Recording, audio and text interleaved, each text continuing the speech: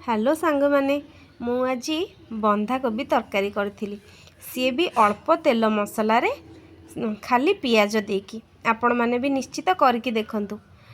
बंधाकोबी बैगण आलू ग्रीन मटर सब कटाकटी करी रखी। एटी टमाटो 3टा नहीं पियाज 3टा नहीं लंका गुंड हलदी गुंड आ करी मसला। ए करी मसला मु घरे बनईची। कड़े रे अल्प टिके तेल देदबा से गोटे तेजपत्र आउ टिके जीरा देदबा। जीरा भल से फुटी गले से आम पियाज पकेबा।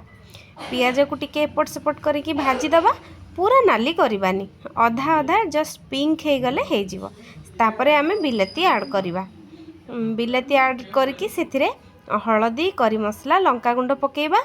मसला काले लगिज टिके पानी देदबा।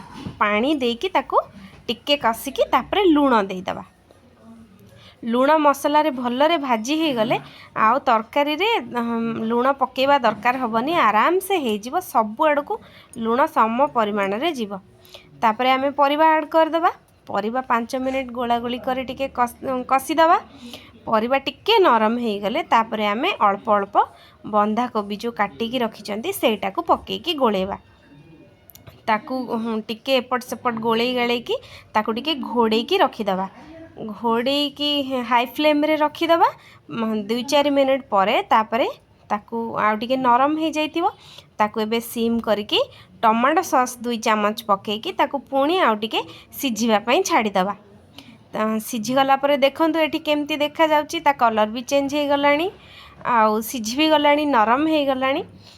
एबे परिबा देखिबा आमे जदी सिझी जाइथिबो ताहले आमे गरम मसला आउ धनिया पत्र पके रेडी करदेवा। आजिर स्पेशल बंधाकोबी तरकारी आपण माने भी करके देखंतु। कम तेल मसला रे टेस्टी बंधाकोबी तरकारी निश्चित मते निजे बनेकी जणेबे केमती हैला।